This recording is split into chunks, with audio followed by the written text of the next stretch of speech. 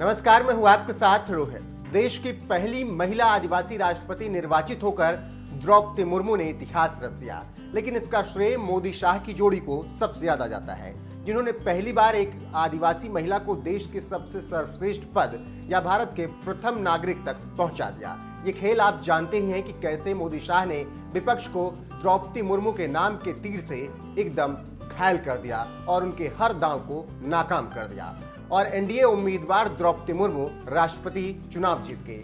उनकी जीत की घोषणा के साथ ही ओडिशा से लेकर दिल्ली तक जश्न मनाया जा रहा है। उनकी जीत पर राष्ट्रपति रामनाथ कोविंद, प्रधानमंत्री नरेंद्र मोदी, विपक्ष के राष्ट्रपति उम्मीदवार यशवंत सिन्हा, कांग्रेस के पूर्व अध्यक्ष राहुल गांधी समेत कई नेताओं ने बधाइयां दी। प्रधानमंत्री नरेंद्र मोदी ने द्रौपदी मुर्मू के आवास पर जाकर उनको बधाई दी। लेकिन ये सब कैसे हुआ, इसकी एक अलग ही कहानी है। ये तो आप जानते हैं कि हम आप सभी लोग धार्मिक हैं और अपने अपने धर्म को मानते हैं और अपने अधीश्वर से अपने परिवार और दूसरों की रक्षा के लिए आशीर्वाद मांगते रहते हैं, और जब मिलता है तो हम अपने भगवान का शुक्रिया अदा करते हैं। ठीक वैसे ही जब राष्ट्रपति के नाम की घोषणा हुई तो मुर्मू भी मंदिर पहुंच गए, झाड़ू लगाया और भगवान के दर्शन किए।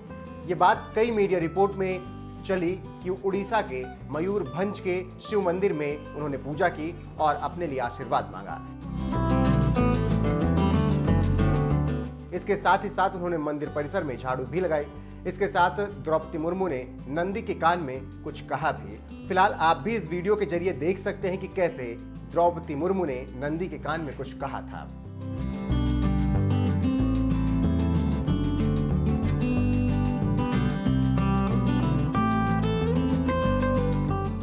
आपको जानकारी देते चलें कि सनातन धर्म में यह मान्यता है कि अगर आप शिव मंदिर में नंदी के कान में अपनी मनोकामना पूरी करने के लिए कुछ कहते हैं तो वो जरूर पूरी होती है।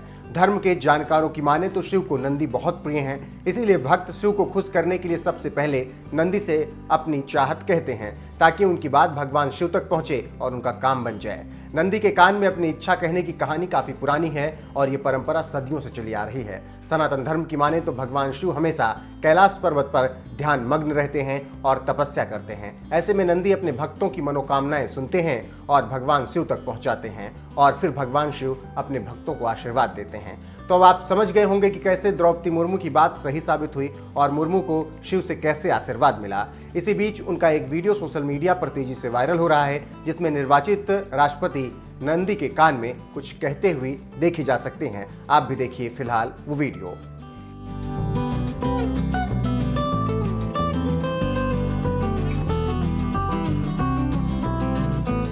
बस यही वीडियो देखने के बाद सोशल मीडिया यूजर्स कह रहे हैं कि आखिरकार नंदी महाराज ने मुर्मू की सुन ही ली। यहां पर जानकारी देते चलें कि द्रौपदी मुर्मू 2015 से 2021 तक झारखंड की राज्यपाल रही और उड़ीसा के मयूरभंज से वो आती हैं। इसी कारण बीजू जनता दल ने भी लाइन से हटकर मुर्मू को समर्थन दिया और इसी वजह से उनकी जीत सुनिश्चित हो पाई।